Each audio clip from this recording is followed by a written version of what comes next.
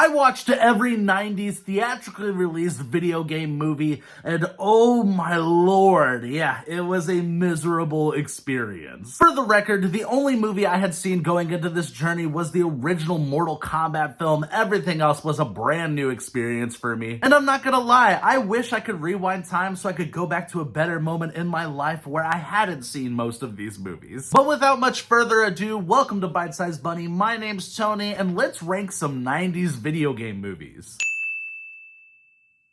I had always heard how terrible the original Super Mario Bros. Movie was from 1993, but nothing could have fully prepared me for the reality of the situation here. It's been a while since I have struggled this hard to get through a movie. It took me not one, not two, but 3 attempts to get through the Super Mario Bros. Movie. The first 2 times I actually fell asleep on it, so I had to go back and revisit it over and over again, and the third time I actually had to pause it partway through to just walk away for a moment and come back to it. There are almost no redeeming qualities here. While there are individual moments between Luigi and Daisy that I felt were charming as their own self-contained thing, everything with Mario and Luigi on the other hand is just groan-worthy. This movie is so irritating, and the 2 main characters are one of the worst parts. Some of the effects are downright hideous, as well as the character and world design choices that are made throughout this film. The villains are as generic 90s bad guy as it gets. I'd say they belong in a Disney Channel original movie, but that honestly feels insulting to DCOMs. I just feel so much dumber after watching this.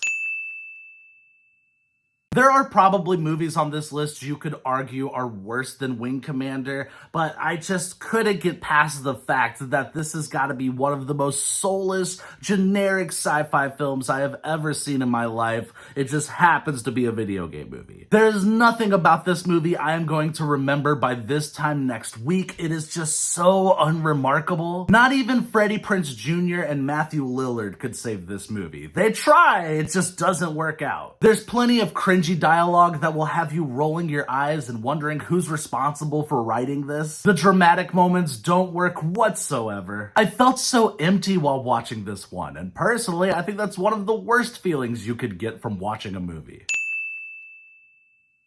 Mortal Kombat Annihilation felt like such a betrayal, and it suffers from a serious case of sequelitis. I'm not gonna lie, for the first hour of this, I was mildly entertained. It's not a good movie whatsoever, but I wasn't offended by it. At least not yet. It's a messy sequel that tries to cram way too much into one movie for its own good. Sure, it was fun to see more characters from the franchise adapted with varying results on how they turned out, but none of them feel consequential to the story. But then you get to the final act of this movie, and it takes a massive dump on everything that was leading up to that final 30 minutes that is so painfully tedious to get through. It almost feels like the people that were writing this movie just decided they didn't want to make it anymore, so they were going to throw everything at it and hope something sticks. Which then leads to it being an incohesive nightmare that never seems to end. Top it all off with some of the ugliest visuals I have ever seen put to screen, and you've got Mortal Kombat Annihilation.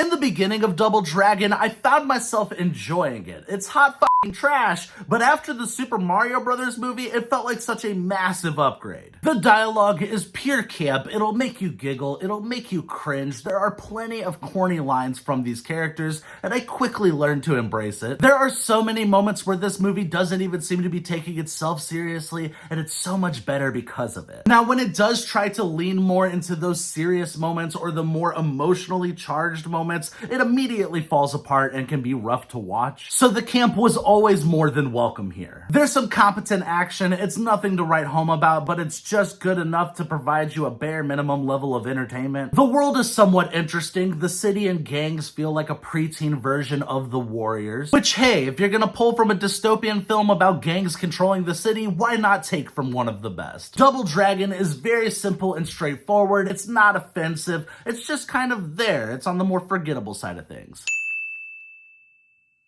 Mortal Kombat is the first one of these movies that feels like there was a genuine effort to craft a good video game adaptation, and for the most part, it does a pretty solid job. It's got enjoyable action sequences, there's nothing super impressive or mind-blowing, but it does a good job at getting you engaged with what's going on. This film is also responsible for giving us the legendary iconic theme song that made its way over to the video games, and every time it kicks on in this movie, it makes everything that's going on so much better. Liu Kang, Sonya Blade, and Johnny Cage absolutely carry this movie. I also really enjoyed their chemistry with each other anytime they were on screen together. The biggest drawback of Mortal Kombat is that unfortunately everyone else in this movie is kind of forgettable, which is really disappointing, especially in regards to Raiden and Shang Tsung, who you would hope have a more impactful presence anytime they're on screen. The performances for all of these characters are fine, they're well done, I just wish the character's role in the story had more of a lasting impression. This is one that I will happily revisit throughout the years.